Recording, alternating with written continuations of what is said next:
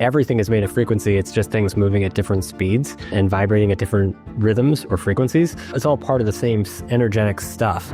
And sound is frequency you can hear, and it turns out you can also feel it through your body.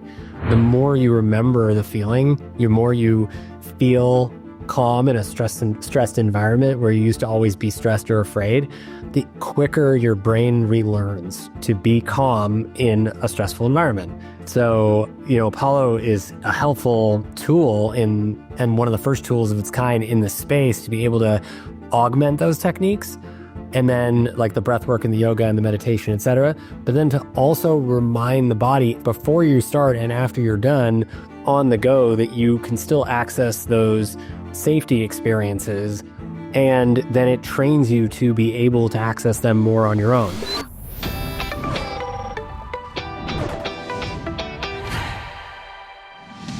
So I want to get right into it with Dr. Dave Rabin, and he has some very key information for you, and all these interviews are designed around real master keys.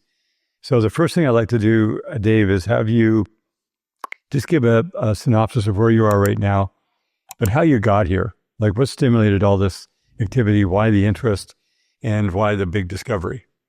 So I've always been, and first off, thanks so much for having me. I've always been interested in consciousness and the way we think and make meaning about the world. It started when I'm a psychiatrist and a neuroscientist. So my passion is really around not only helping people recover from severe mental illness like addiction and trauma disorders, but also to discover new techniques for how to do this, from breathing techniques to psychotherapy techniques to technology like Apollo, like what I'm wearing, and psychedelic medicine. Any way we can get people to healing, basically, and safely. And so safety really is a key word, because from a very young age, I used to have very vivid dreams, and I didn't know that lots of people have vivid dreams back when I was, 4, 5, 6 years old, but I started to have these dreams nonetheless, and they weren't bad dreams necessarily, but they were so real to me that I would reflect back on them in my regular day-to-day life, like with my brothers, and mention an experience we'd had, and they'd be like, we never did that. And I would instantly remember that didn't happen in our regular lives. It happened in a dream. And so that was just always interesting to me. And as I got older and started going to school, I started to have more scary dreams and nightmares. And I asked my parents what these were about and what are these dreams that we experience. And, they said, dreams are really not real, so don't worry about them. They can't hurt you. And, I think for me, I appreciate the they can't hurt you piece, because I think that's what most parents intend to convey. But I kept having them every now and then, and they still felt real. And that feeling of realness is hard to reconcile with, what the adults say is real outside of your dreams, if it feels equally real. And so I started to question from a very young age, what does this word real actually mean? What are the adults really trying to describe when they're calling something real versus not real? And how do words impact the way that we see the world? And that quickly led me to like science fiction and studying like neuroscience and reading about therapy and thought, cognition, consciousness a lot in college. And then I started studying neuroscience, specifically looking at chronic stress and how the body responds to stress in the short term and the long term over time, because there are certain, like humans can live for like over 100 years. It's amazing without getting seriously ill. And we've seen examples of it. And there are certain cells in the body, like neurons and heart muscle cells and the retinal pigment epithelium in the back of the eye, that are the same cells when you're born as when you die. So they live your entire life. So that's an incredible stress response in those cells to persist, the exact same cells from when you're born to when you die. It's really quite incredible. When so many other cells in your body turn over every 90 days or 60 days or 120 days. So I studied chronic stress on the cell level, and then realized when I was going back into medical school that mental health had this huge unmet need, and that we were really, something like 30% of the patients we treat with PTSD diagnoses ever get better long term. Most of them remain on medicine for their entire lives or symptomatic for their entire lives. And that just seemed like an area that was ripe for improvement. And so I kind of dove into that and started to learn about all the newer treatments around enhancing safety signaling in the brain and safety learning to treat trauma, one of which is psychedelic assisted therapy, another which is sound therapy and music therapy and these different techniques, exposure therapy. And that really fascinated me and kind of led me into this space of wearable technology and, psychedelic research that I'm in today. Oh, very cool. So, yeah, it's quite a progression. When we're little kids, we do have dreams that I think, regardless of whether they are real or not, they're very real to us. And how many times we've woken up and thank God that it was a dream, and other times where I woke up and I didn't want the dream to end, I was disappointed it was a dream. And then the term reality. So I have a friend, Norman, who does a lot of etymology and looking at words. He said, means to do again. So he said, really, it's the allity of everything. And the reality is like we're remembering or we're coming to a rediscovery of things that have existed forever and always will exist. So tapping into the human body, the human mind, the human emotions, the aura, the energy systems, the autonomic nervous system, all those things that are running invisibly at 1 billion miles an hour in the background is what the interest level. That's why I was super interested in your work and wanted to know and really get into the depth of how this interfaces with the body's natural rhythms, with the body's natural energy, natural electric systems, natural vibration, and just to see where were the breakthroughs and who did you tap into? Did you start with pulse electromagnetic frequencies, or where did this whole stimulation come from to start with? Yeah, so Apollo originally came from the understanding of how frequency in general affects the body. So probably I used to work with electricity a lot as a kid. So, and I'm an amateur radio operator. So I'm showing my true nerdy self here. So I was very, very familiar and really enjoyed working with electricity growing up as a frequency of transmitting power to things, right? Everything is made of frequency. It's just things moving at different speeds and vibrating at different rhythms or frequencies. So it's all part of the same energetic stuff. And sound is frequency you can hear, and it turns out you can also feel it through your body. And I grew up playing music and playing trumpet and piano and singing a little bit, and very, very amateur level, but I enjoyed it. And I really enjoyed listening to people when I started to learn for myself. I think the greatest thing I learned from practicing to learn to play music well is how much respect I have for people who are actually able to play music well, because it's so hard to learn to play an instrument well.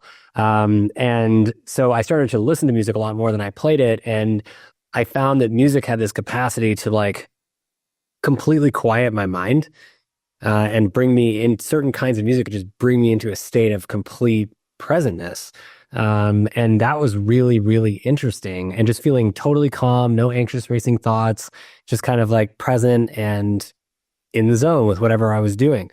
And that was a really neat effect. And that effect was amplified at concerts. And when I was experiencing live music that had a big bass frequency range to it, and started to find myself, inching closer and closer to the subwoofer at live shows that I was at.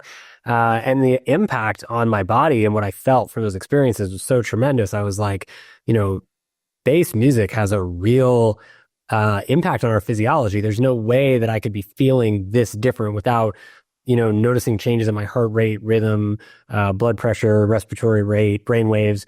And so I had some colleagues who were doing some of this work, and they were measuring people's bodies experiencing this kind of stimulation. And so we started to integrate electricity into it and different kinds of sounds. And I started to just go back and read everything that everyone had already done in this space to understand what what we knew already.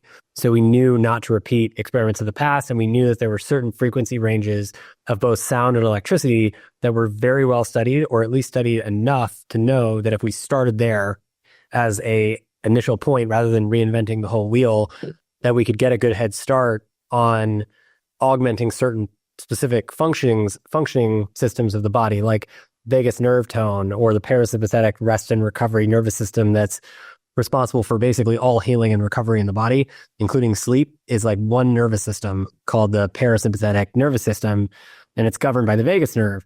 And it was known that certain kinds of stimulation, electricity and sound and vibration, could boost activity in that system. But it was not known how to do that from anywhere on the body, and it was not really known how to do that using vibration through a small device that you could kind of like didn't have to be in a specific location. It was thought that location mattered. And so we started to do different experiments with all of these different stimulation techniques. And ultimately, in large part, thanks to my wife and co-founder, Catherine, Fantazzi, who was our entrepreneur in residence at the time, she said, if you can do this, I don't think people are going to buy into electricity. Like, who do you want to sell this to? If it actually is successful, if all the studies are successful, and you're able to make a product, who would you want to sell it to? And we said, everyone's, of course, everyone could benefit from feeling a little better and getting a little more sleep and having a little more good vibrations or good feelings all the time. And he said, well, if you're going to do that, then you probably want to figure out a way to do it without electricity, because most people in the general public are afraid of electricity and they don't want to be shocked to feel good. And we were like, nonsense, people will want to feel good no matter what. And so she ran a survey of about 400 people, and almost no one was willing to be shocked, even if it was like a tiny tap that you barely felt, to feel good. And so she was right. And so we went back and we refined the vibration piece. And it was actually a really good thing, because vibration, using very low frequency bass sound waves, going back to the original part of the story from music, shows that actually was more impactful than the electricity. It felt better. It was more relaxing. It worked quicker. And people generally liked it, and they were willing to keep experiencing it, which was great. And so that became the path forward, and it was equally as effective as electricity, and it worked anywhere on the body. So that's kind of how we developed this. And then we ran it through 2 double-blind randomized placebo-controlled crossover studies and 10 other regular clinical trials that showed that without a doubt, these vibration patterns are reliably improving heart rate variability, which is the leading biometric of vagus nerve tone and parasympathetic nervous system activity. And that benefit happens in as little as 2 to 3 minutes with lab grade assessment tools. So that was really exciting when we saw that, and that placebo and all the placebo conditions didn't do that. Only these specific layered vibration patterns did, and they could nudge activity up and down fairly reliably as we changed the patterns. That was a breakthrough discovery, because nobody had ever demonstrated that before. And then we published that paper in 2021, and there's another one that's going to follow it that's coming soon. Very good. So yeah, I've been into heart math and, the inner peace and the monitor through the years and the heart rate variabilities. And you can see it immediately just from box breathing and then adding in the vibration. The one thing in my journey of doing mathematics and simple math, you look at the human body, you breathe 11,000 liters of air every day. Your body only has 5 liters of blood. And that blood's going to pump every 60 seconds to every cell. So wherever you put these devices, it's going to be communicating information. You pump 7,200 liters of blood, 86,500 heartbeats. We are a vibrating machine, a biological organism with billions of pulses in the microcirculation, the veins and the arteries. I mean, it's billions. Like how many? I don't know. Exactly. I'd love to see the measurement of that. But it's a very beautiful, huge, unfathomable number of things are happening at the same time. Right.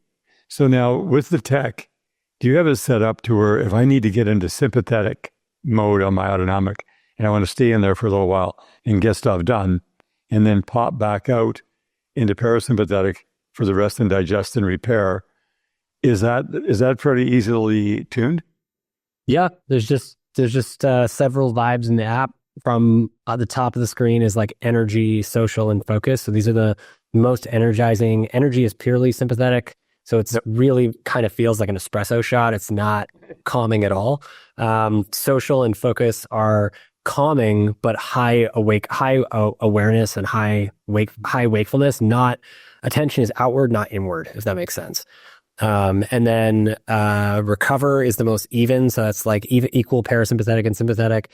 And then going down from there is calm, relax, and sleep.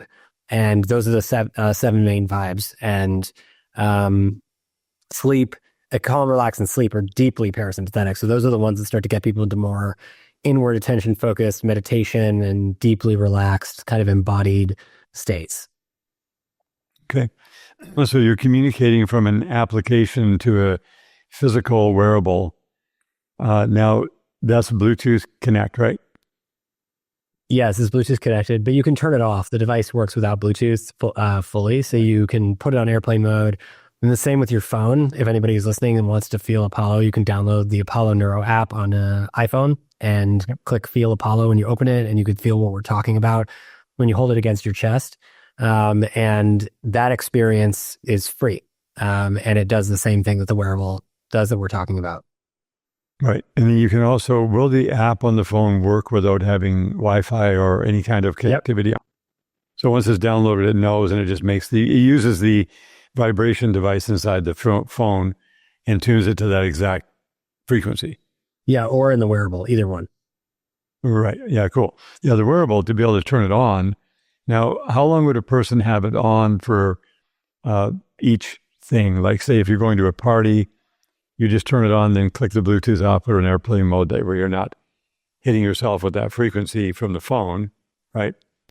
So the device the app has scheduling ability with the device. So the way most people use Apollo is they have a set schedule, and then the schedule is either determined by themselves or by the Apollo like Smart Vibes AI system, which uses your data, your biometric data and your sleep data to predict when Apollo can turn on automatically for you to prevent and augment. But basically, the entire schedule that gets made for you, whether you make it or whether the AI makes it, it saves to the wearable.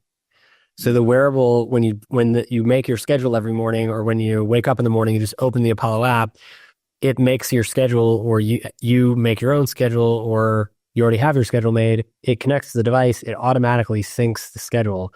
And then you can put your phone in airplane mode, and then it runs your schedule throughout the entire day automatically. And then the device has buttons on it. So if you want to turn it on or off, you want it to run more or less, you just tap the buttons. You can control it without the phone, and Bluetooth is off for the entire day. And it'll last, usually about 1.5 to 2 days, depending on how efficiently you use it, before you have to charge it again. Most people charge every day in the shower. When they're in the shower, they don't charge it in the shower. You tried it in the shower. Or they... You just set it on a little device and it just transmits. It doesn't have to be plugged in, or does it just set on a plate? Yeah, it's USB charging. Or USB-C? Micro USB. So you just plug it in. Yeah, but it charges in an hour to complete. Yeah, cool. So It's pretty quick. Right. And how long will the battery cycle to last? Few years? Yeah. Yeah, most people last a couple of years. Okay, cool. And then you just replace the battery? No, you have to replace the device, unfortunately. A lot of these devices are they're too small to go in and replace the battery, because they're made of for as medical devices, they have like a very special kind of non-reactive plastic polymer. And so that, because of the way, this is our first generation device, so it was made to be highly functional and the best that we could make it look at the time. But it's unfortunately, the batteries are not replaceable. That was one of the things that we regret about this particular model. Yeah, but again, I don't know if it's unfortunate or regretful, in the sense that, how much does the device cost? $400? Yeah. So $349. Yeah. So, but by the time you pay tax and shipping and whatever, say $400. So it's going to be 2 years. It's going to last you, over 700 days. It's like 50 cents a day. Totally awesome investment. You're not talking any kind of extended thing that people could not afford. And then they replace it every couple of years. And it's probably due to be replaced at that point anyway. It's probably been banged around or, sitting against the body. It's just nice to get something new. And are there different designs, or is it just one set design? No, there's about four different looks of the device that you can get. And you can also clip it. You can clip it on clothing. You can clip it inside your body. Yeah, I have a clip that I'm wearing it with right now. You can also wear it on your ankle. Ankle is the most popular spot, and that's where most people wear it for sleep, especially. Daytime, I would say most people probably wear it on the ankle or clip or wrist. Those are the three most popular spots. Right. And so you're not controlling, but you're supporting the body's ability to get in and out of different phases, which I found people get stuck in sympathetic pretty hard.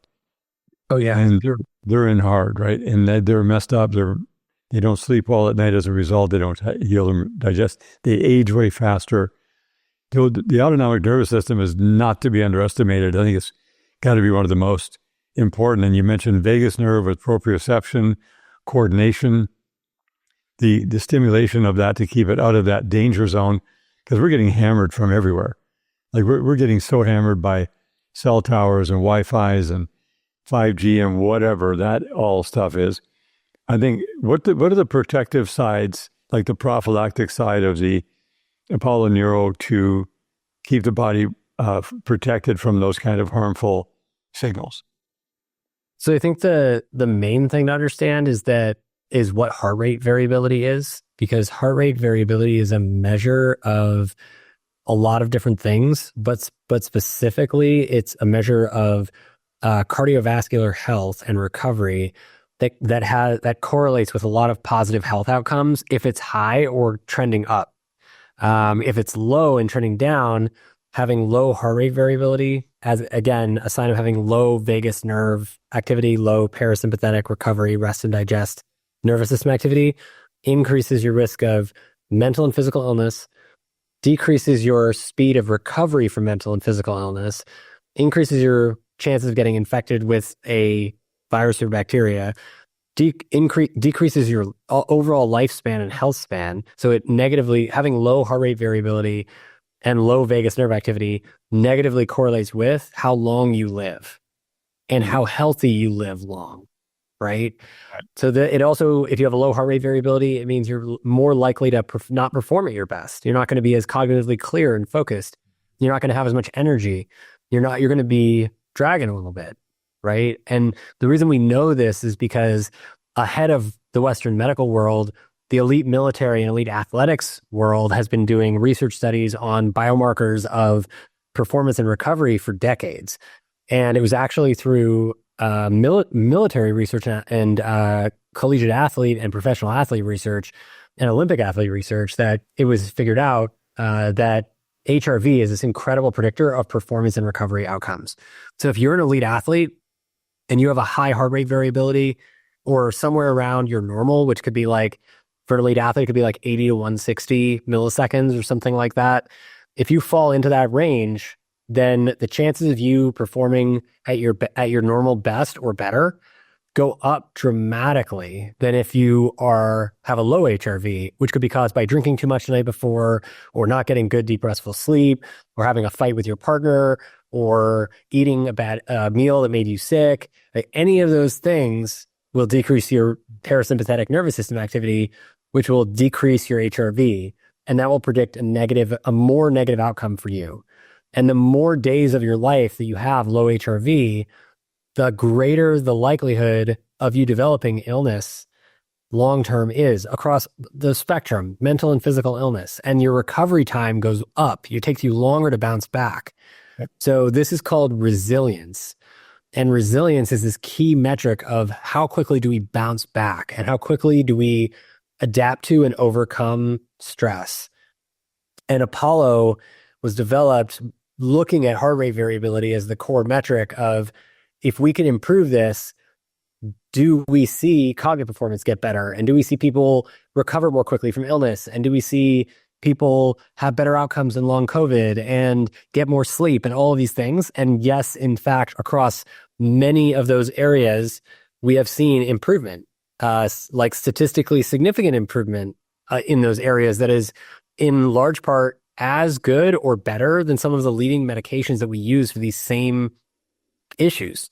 And so Apollo, just by being designed to soothe the body and increase parasympathetic tone, which you can measure as HRV, and Apollo, just so everybody understands, this is a really interesting discovery because it's the very first technology in the history of science and medicine that can literally boost your heart rate variability and improve your vagal tone without you having to do anything.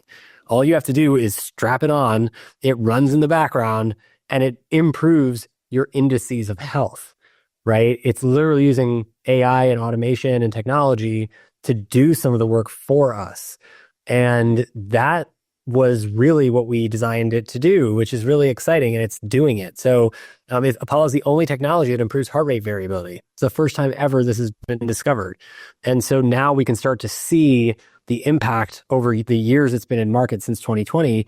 People are actually getting better across not just military and elite athletes, but also across people struggling with different illnesses and people struggling with chronic stress and burnout.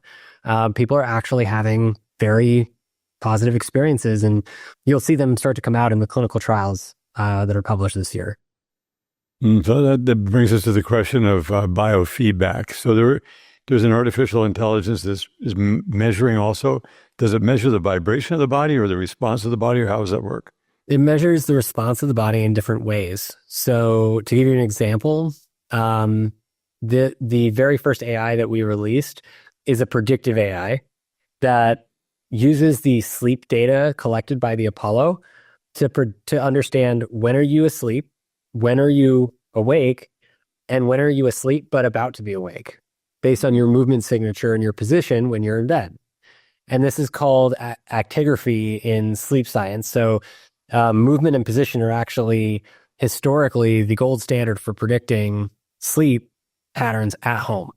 And so Oura Ring track sleep and Whoop track sleep and Apple Watch and Garmin and all these technologies, Fitbit, but none of them actually do anything to improve it. So we thought, what if we could take your data about when you're asleep, when you're awake, and when you're asleep but about to be awake, and then we process that data through an algorithm that can understand based on your movement signature when you're asleep but about to be awake, and then turn Apollo on to prevent the wake up before the wake up happens. Right? What if AI can do that? Because AI runs in the background and we're unconscious. It does that really well.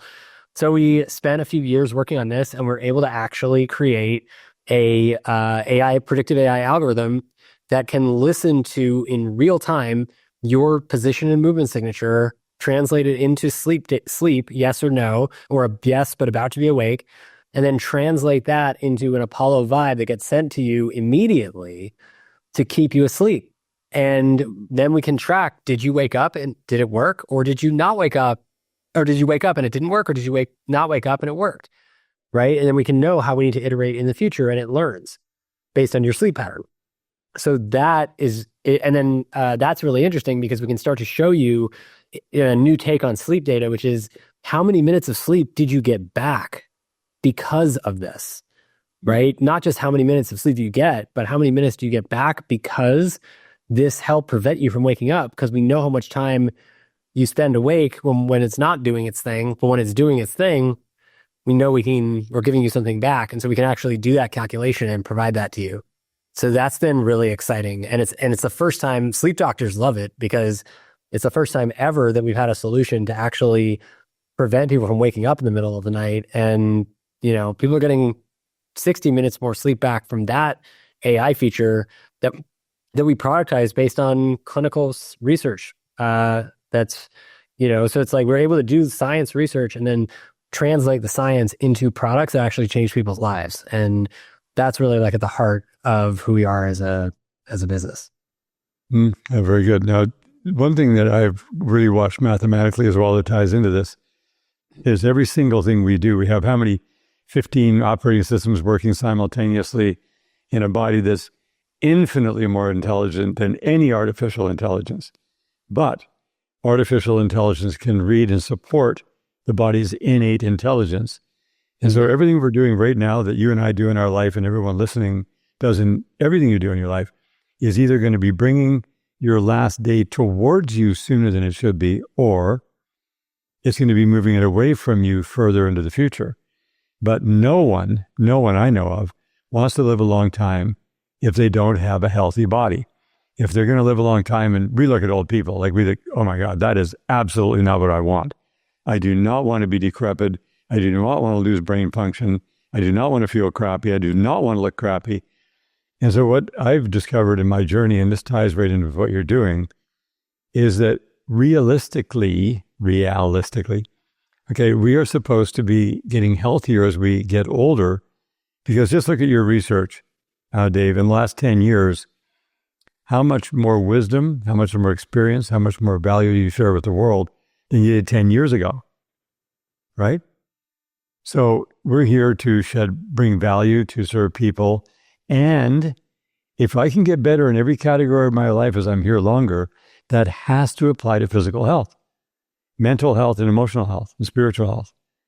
We should be getting healthier every day into the future. That way we don't worry about how long we're going to live. We just keep living and living and living because we're getting healthier. And you know, and I know that the vast majority of the population has nothing to do with this, because they know the older they get, the more they're struggling to maintain their health and the less healthy they become until they're dead. That's the paradigm that the world accepted that I don't accept at all. And so again, it comes back to my interest in your work, because that's why you're on this interview, because you hold a master key. And, everybody's got thousands of keys. There's the pharmaceutical, there's the nutraceutical, all the practitioners, all the protocols, all the biohacking, thousands of keys. But when you have a master key, that takes care of hundreds, if not even thousands of keys at once, because you're removing the problem itself. So if I would ask you right now, what is the number one problem that Apollo Neuro and your technology and your research, and I think you're just getting started, you're making big strides. What is the number one problem that you identified that is actually removed that supports everything to dynamically improve? It's the perceived lack of safety. So like you and I are safe right now, right? Physically, we're in our respective known locations. We are familiar with these locations, right? We know there's no lion around the corner, or there's no immediate threat. But if I was to say something to you that caught you really off guard, that was like an insult or a personal attack, that would set your stress response system up, right? Even though you know that you're physically, mentally, emotionally safe. All of a sudden, that fools our brains into thinking, hey, maybe I'm under attack right now. And that literally shuts down our recovery nervous system almost instantly. It shuts down or at least tries to shut down the parasympathetic nervous system, the vagus nerve, almost instantly. So safety, and safety basically pushes back the fear response. And doing things that remind us that we're safe, like slow, deep breathing, giving yourself a hug, holding a pet, using things like Apollo, all of these tools are tools that increase safety in the body. And when you increase the feeling of safety in the body by reminding yourself you're in control of how you feel, then all of a sudden safety triggers parasympathetic and vagus nerve activity to go up, heart rate variability goes up, and then you are effectively healing your body and extending your quality of life and your life every moment you're doing that. So it's really, I think a lot of it comes down to the balance between fear and safety. And the problem is overstimulation itself triggers the fear response. So if we're getting too much information coming in, too much news, too much construction sounds, too much traffic, too many kids screaming, too much work, whatever it is, too much responsibility, all those things added up increase our ability or increase our likelihood of responding to stuff in our lives with a fear response, because our bodies are already keyed up. Our nervous systems are keyed up. So like we experience today, within 30 minutes of waking up, if you look at your phone, we're taking in something like 50 times as much information as we took in a week in the 1950s. as much information. If you look at your phone and for 30 minutes in the morning, you take in as much information as we took in a week in the 1950s. So that's like a huge amount of data inputs coming in that we then have to process, right? So it's that overstimulation in and of itself from all the inbound. And most of us have not learned the mental techniques, the thought techniques, like mindfulness, meditation, yoga, breathing techniques. All those things train our ability to filter out the stuff that's useless to us so we can, and out of our control, so that we can remind ourselves, focus on what we are in control of. And one of those things is making ourselves feel safe, and control and safety are very much hand in hand. So all the techniques that we work on, and including the way that we work with psychedelic assisted therapy and technology, is all about enhancing the safety neural networks in the brain that help to bring people back into this grounded, present state where they feel safe enough.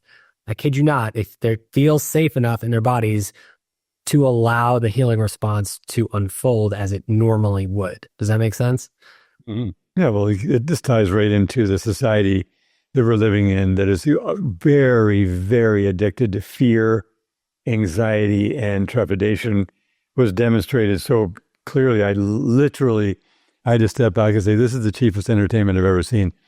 When the world rolled out the mental virus in 2020, and the mental virus absolutely infected everyone I saw around me except me or my immediate family who knew better. But it was like, oh no, there's a virus in every liter of air you're breathing. It's like, guys, get serious. If there was a real dangerous contagion out there in the air, the first thing I want is full exposure to every speck of it as much as possible, because that's when I'm the strongest. And I'm not going to run around and be afraid of the air I'm breathing, seriously. And so I realized there was a mental virus that was rampant, where everybody ran and they locked themselves in their houses and they put masks on and they wanted to get injections and they wanted to get all this stuff that was going to make them feel safe, because people want to feel safe. They said, stay home and stay safe. Are you joking? I am safe in my body 100% of the time. And I'm looking at every category, and I do not accept any kind of fear mental virus, all the threat of war, the threat of hurricanes, the threat of tornadoes, it's just everywhere. And it's massively hyped up. So this technology that you're talking about, it will support the body's ability to feel safe inside. I don't even think it's an emotional thing. The emotional is obviously the eruptive side, but internally, every cell in your body wants to feel safe. And if it doesn't, it's not going to function right, because it can't think properly. The membrane is messed up and it's not vibrating at the right frequency. So what you're talking about is bringing the whole entire being into a safe zone of proper frequency. Everything is good. I'm able to digest my food. I don't think I'm going to starve to death. There's more money than there is air. It's the fear of the loss of money. There's more money than there is air. Banks don't have money. They just have debt. We generate money by generating value. So this is a massive value proposition what you're talking about, because if you're into the creative space, or you're in your high production mode, or you're using your gifts to serve the world, to me, this is going to support all of that at a very high level. That's the goal. Right. So, yeah, I mean, we all perform a little bit better when we're calmer and clearer, right? And it's really like an attention capacity. It's like an attention resource thing. I think I studied attention for many years, and I think attention is very, very poorly taught in terms of like how to focus and how to use it and what it means and et cetera. Like, for instance, attention is a finite resource, right? You only have so much of it in any given moment to pay attention to anything. And if you only have 100% to start, and you choose to give 50% of it away to the past and 30% of the way to the future, then you only have 20% left for right now. Mm-hmm. Right? So how good are you going to be at doing the thing that you're setting out to do right now if you only have 20% of your self with there? Right? Not very good. You're going to be 20%. So a lot of it is like a lot of what we teach people in terms of attention is that you actually have control of your attention at any moment. Attention is the world's greatest commodity in a lot of respects. That's why every single advertising company spends so much to capture your attention at these key moments like the Super Bowl, right? Because your attention is money. It's value that you give to other people when you commit to spend your resources, effort, money, whatever it is, on something or things. And so that is how advertising works. It's a attention commodity environment. So, but we actually have control over our attention. So as soon as you recognize, hey, I actually have control over this thing, this spotlight on the world of what is allowed to come in to me, to my awareness, then you can start to notice when your attention is on things that aren't helpful to you, like the past. You can't change the past. The most important reason to look at the past is to learn from the lessons, learn from the mistakes you made in the past, and take those lessons with you in the future so you don't make them again, right? Other than that, the past is the past. It's not changeable. The future is also not predictable, right? We don't know what's going to happen. We can't predict everything. But we can put our attention on the present to make better decisions right now and to tap into our intuition and all the information that's coming in right now to understand what is actually the best decision to make if I consider everything that's going on, right? What is actually the best path forward? And that requires all of us to be there in the moment, all 100% of our attention to do those kinds of activities and to do them well and to not have to redo them again later because we took a shortcut because we weren't paying attention, right? Yeah. So this ties into a simple statement that everyone should learn these little words called signal to noise ratio. You want to have a super clean signal and the less amount of noise until you have no noise, because the signal to noise ratio is very messed up with everybody getting hammered from every imaginable thing. Like you said, like we're constantly bombarded with signals that create noise. So to me, what you're doing is you're bringing that signal to noise ratio super clean. And that took years to develop that, to get all the noise out. So if we have a ton of noise in the background, like you said, if we're carrying our past with us, living in the past, or we're living in the future instead of right here, right now, because what happens right now in this very millisecond after millisecond is where we are and where we need to be. Because tomorrow is not going to be here until it gets here, and that's going to be today when it gets here. So right. I think, this is a master key of clean signal-to-noise ratio. Train the body, get the body acclimated to stay in that clean signal-to-noise ratio, and therefore we're going to be way more productive, way more valuable, and we get to live a whole lot longer, and we feel better every single day going into the future. So a friend of mine who lived a long time, he's gone now. He died at 97, and he would have lived way longer, except for he was compromised by other things. But he had an amazing life right till the last 2 weeks he lived. Is that, you got to be able to constantly be replacing all the bad habits with good habits. And then because you're more and more valuable, and you're thinking about everyone around you rather than thinking about yourself, because you're taking care of yourself already. You're eating correctly. You're doing the right meditative stuff. You're spending your time, your energy, your effort, and your resources on the things that are going to bring your body into a much better equilibrium state. It's not balance, it's equilibrium, because balance means you stopped, right? But equilibrium is that flow, that constant flow of that beautiful equilibrium with all systems synchronizing, and nothing feels as good as feeling good. That is true. And when you feel good, you generally tend to bring those good feelings into every interaction naturally, right? So people around you start to smile more and feel good being around you because you feel good. And that those good feelings are and can be contagious throughout. And so practicing it is on yourself. A lot of us think it's like self-indulgent to focus on me. Like if I'm focusing on me, I'm not taking care of everybody else.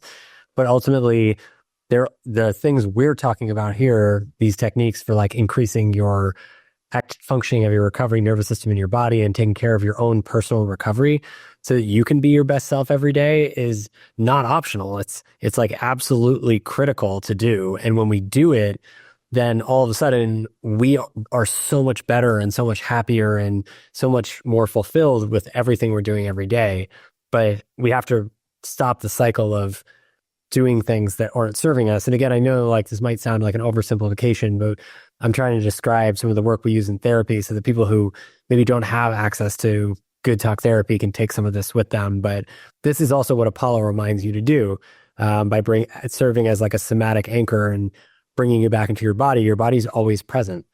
Our minds can be anywhere, past, present, or future, right? Like we were talking about earlier, but the body never leaves the here and now. It's always here and now. So that's why every technique from ancient cultures and modern cultures, the breathing, the yoga, the stretching, the movement meditations, the qigong, whatever it is, it all grounds us back. The hugging, the touching, therapeutic touch, right? All these things bring us back into our bodies. And that's why they make us feel present. So that's somatic anchoring or somatic awareness, which means like awareness of the body or anchoring in the body, is really the key. And Apollo is tapping into that, but like any of these techniques, but there aren't many that really help us get there on the go. But Apollo taps into this by calming the body with these gentle vibrations, and then it makes it easier to access these states on the go and kind of trains you how to get there on your own. But of course, everything takes time, It's just now technology can support us, which is really exciting.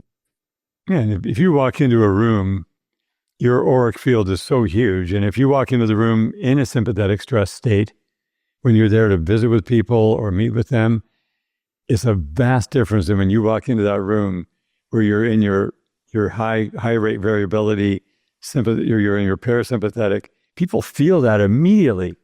They feel your presence walk in the room no matter what.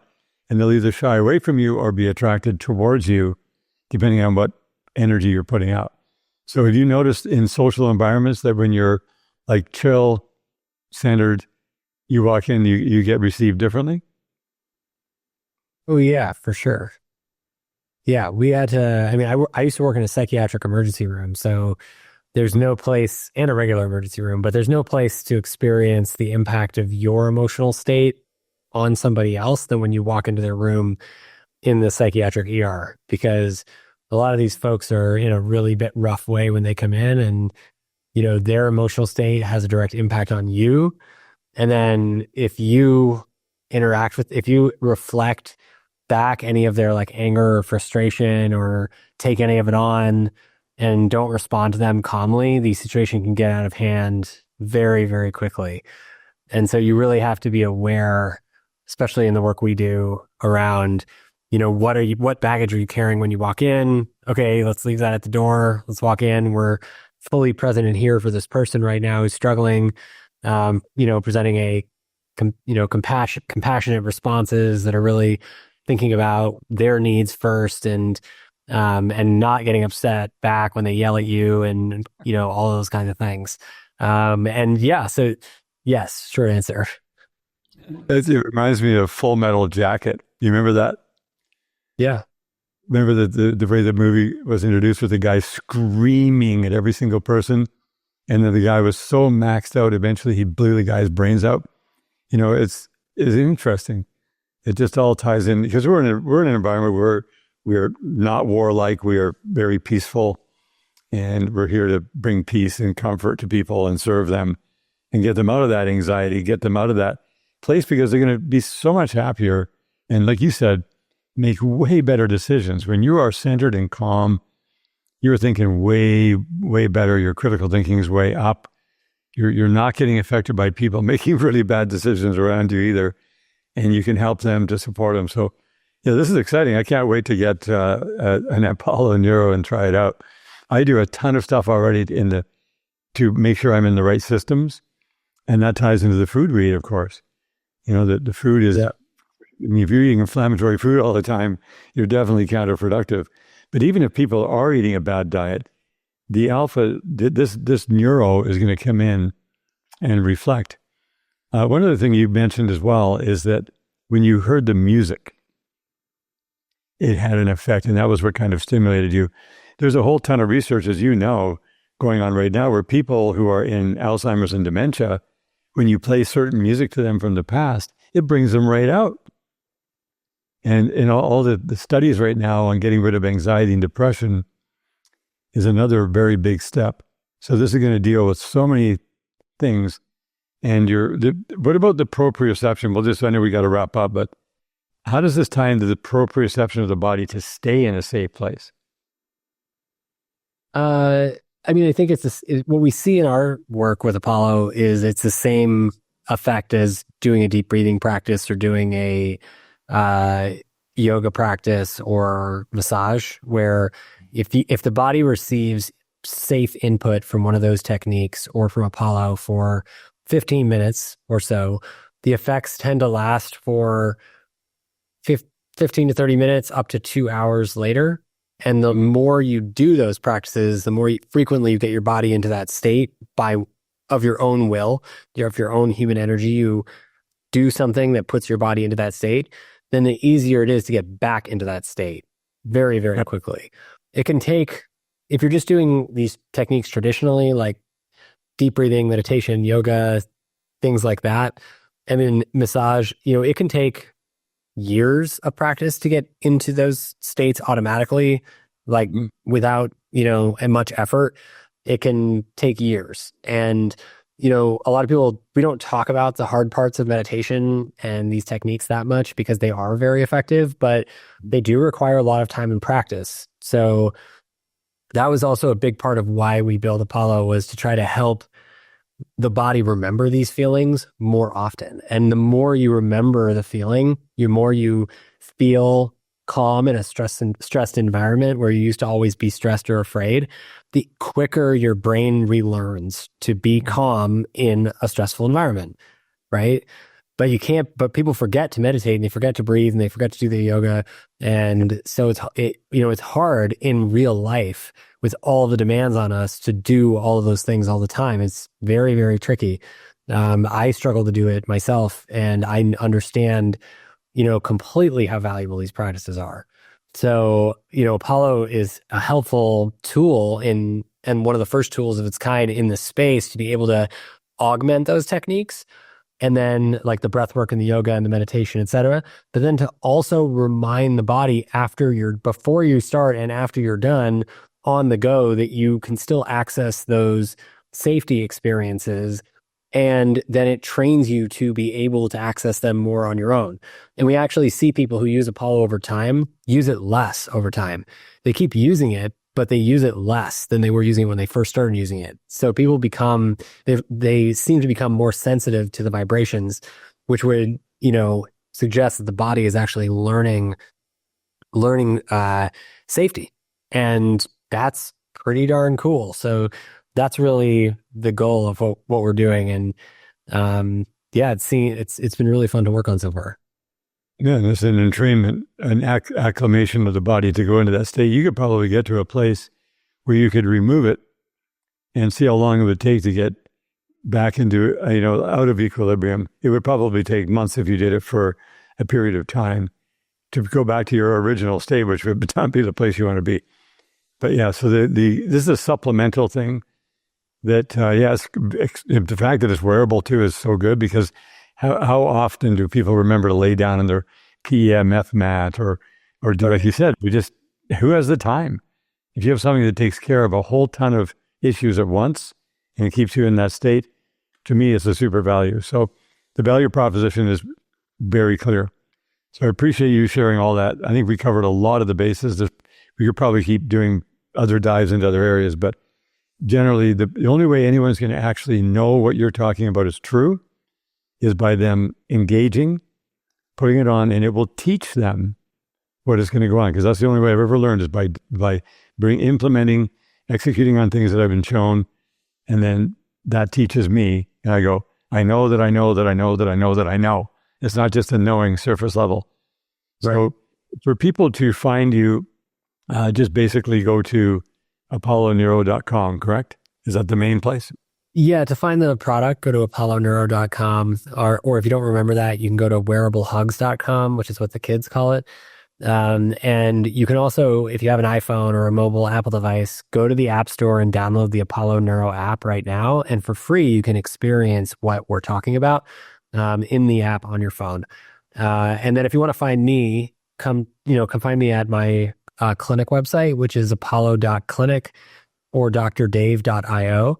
And you can find me on Twitter and Instagram at Dr. David Rabin.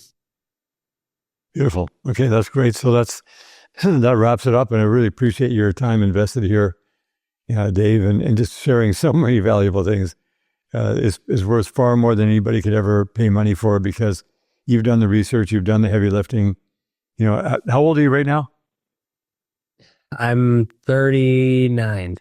39. So you got 39 years. So I'm 66. I feel better than I did when I was 21.